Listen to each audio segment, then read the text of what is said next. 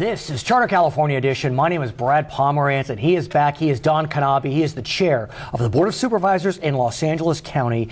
You represent significant portions of the South Bay. I think the whole South Bay, actually. Whole South Bay, basically Marina Del Rey South. And I know that you were particularly upset when we heard the news that Toyota was leaving the South Bay, leaving Torrance, taking about 3,000 jobs to Plano, Texas.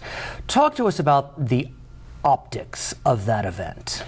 Well, it started, the surprising thing to all of us, that probably 10 days before the announcement, we were in the city of Torrance dedicating the new Toyota soccer field that is absolutely magnificent, where they put $500,000 into this field.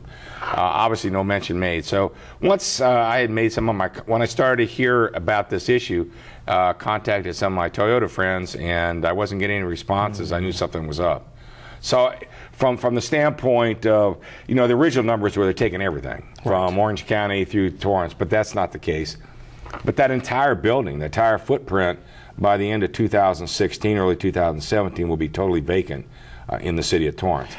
What I'm wondering, though, sir, is this really more symbolic? Because, look, 3,000 jobs, it's not a small number, but it's not a massive number of jobs fleeing.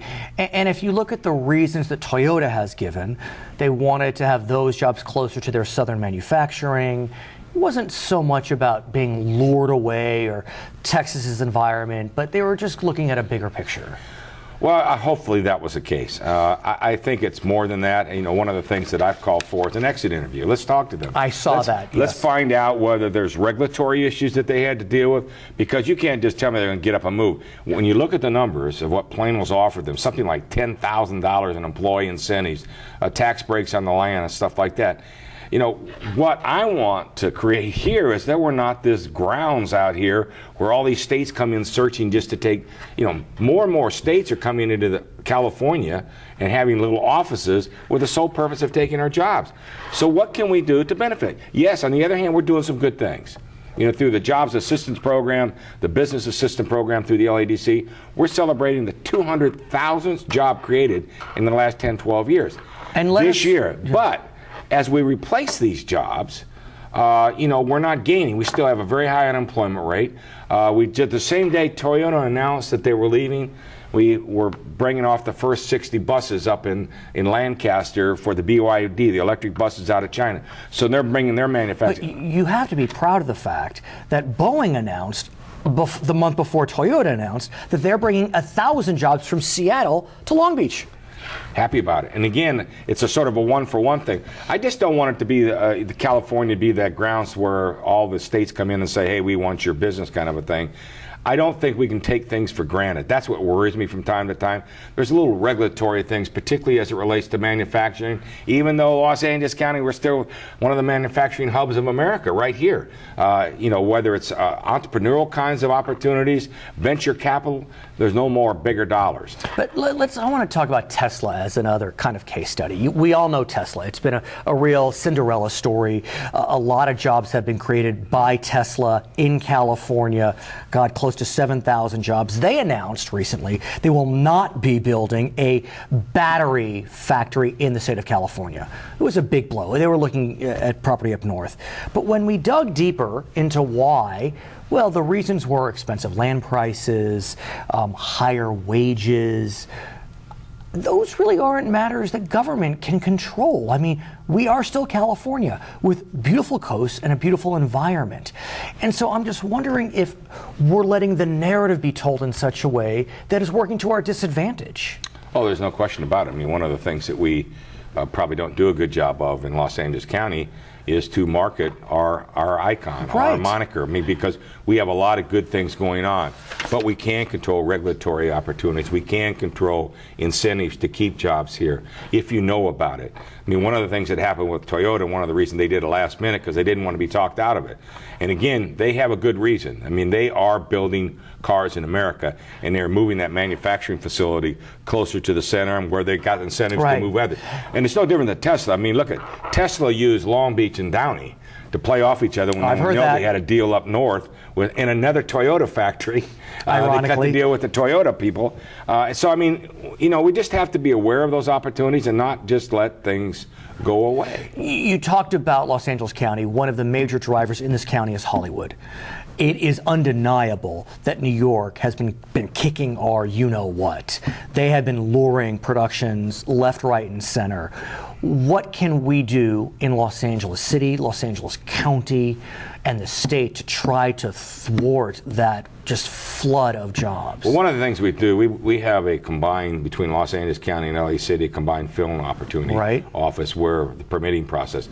And that was really a big thing here a few years ago that we finally brought everybody together to incentivize to have one permitting process.